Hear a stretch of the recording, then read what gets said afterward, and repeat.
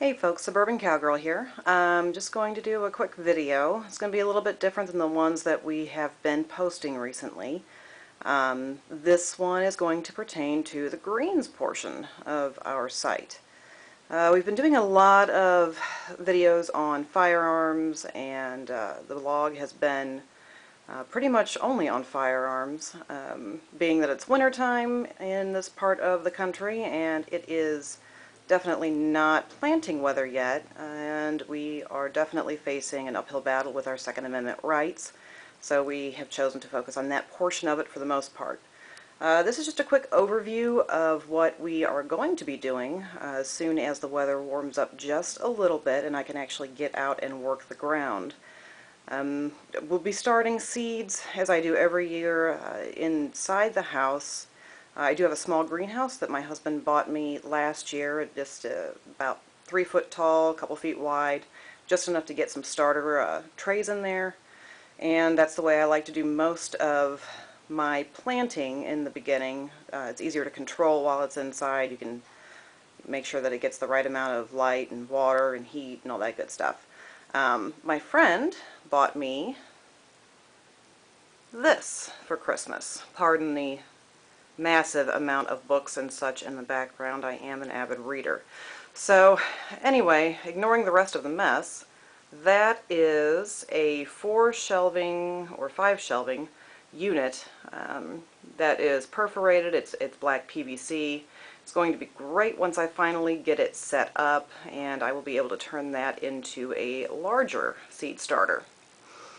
And the things that you're seeing right there at the bottom of the screen, those are little day spotlights. Gives the plants the correct amount of light. You can turn them on and off with that timer down there, and just make sure that your seedlings are getting a good start. If they are trying to reach towards light, you will end up getting really leggy seedlings, and they end up becoming tangled and weak and difficult to transplant. So you want to make sure that your seedlings are always getting a goodly amount of light. Try to mimic nature as much as you can. So that's what that is for. That was one of the most fantastic Christmas gifts I think I have ever been given by anybody other than the husband. This that you see here are my seed packets. Most of those have been purchased through my Patriot Seed Supply. They come in vacuum sealed little Mylar bags, so if I decide that I don't want to plant something or don't have the room to plant something, I don't have to open those packets, and they will stay good for years. Even if you do open them, they are resealable, and as long as you keep them in a temperate environment, you don't usually have to worry about seed degradation for a couple of seasons.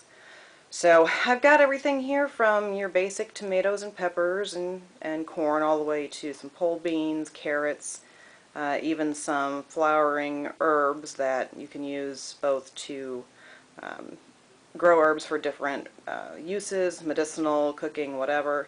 They also, some of them will attract honeybees and the like to pollinate the other seeds. So it's a pretty good collection. I don't know that I'm going to be able to get to all of them this year. Unfortunately, I don't have acres and acres to plant on, but I do plan on utilizing the space that I have. Some of these, let's see if I can get a close-up on a couple of them without making y'all nauseous. This is called butterfly weed. Now, it's great for color, great for something maybe that you would want to plant in the front of your house where it's going to be seen. Our particular county does not really have a problem with using your front yard to plant whatever you want, as long as it's well kept and doesn't look like a hot mess. So this not only will look pretty and be functional for teas and the like, but also is a huge attractor of both butterflies and honeybees. And there are a couple of other things in here, like the oregano, that you might use a lot in certain recipes. Again, great for certain ailments with a medicinal tea, and that one will also attract bees and butterflies and the like. So There are a lot of plants that may have a practical purpose as far as food or medicine is concerned, but also can look really, really nice and serve as a productive ground cover as opposed to just, throwing something that gets green but really doesn't do a whole lot for you. We like to multitask as much as possible, so something like that is a big help to us. We've got everything from like asparagus, cabbage, that golden bantam corn is supposed to be a really good producer. I've never used it before, but I'm certainly going to give it a shot. And then there are some things in here that are very seasonal, like your pumpkins and some of the other herbs and the like. But then you've got some things like your carrots and your peppers and whatnot that can produce more than one crop. And some of them, if you are on a continual planting cycle, if you watch it real carefully, you can get 4 or 5 crops out of these in a given season here in the Midwest. Most of what I have chosen would grow naturally here anyway.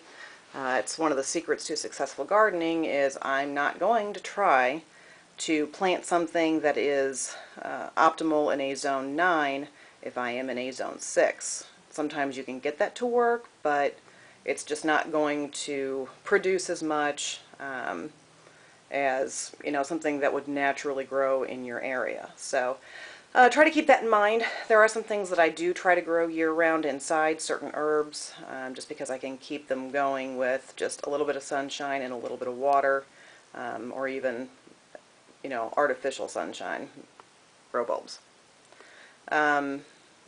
We'll probably start doing a lot of these, start putting them in little seedling pots and getting them started here in the next couple 3 weeks. It is the beginning of February right now, but we will want some of these to be ready to transplant in the next couple of months. So anyway, we'll give that a shot and we will post some updates and show you how everything is going. Like I said, I got a lot of these from My Patriot Supply. MyPatriotSupply.com is a great website, has great tools and great products. And these are all heirloom seeds, which means that if I were to observe them carefully and allow some of them later in the season to go back to seed, that I would be able to collect them and store them and reuse them for next year to grow new plants. A lot of your hybrids and things that you will pick up in your local store are not heirloom seeds. They are basically grown in a laboratory under very specific conditions and will not be fruitful if you were to try to use the seeds the next planting season. So in order to try to make it as natural as possible and as self-reliant as possible, you may have to pay a little extra, but in the long run the heirloom seeds are the way to go. If you have any questions, just let us know. You can post it on our website, thesuburbancowgirl.com. You can post it on our YouTube channel, or you can follow us on Facebook at The Suburban Cowgirl. So like, share, subscribe, and let us know if you'd like to see anything in particular in the future. Thanks!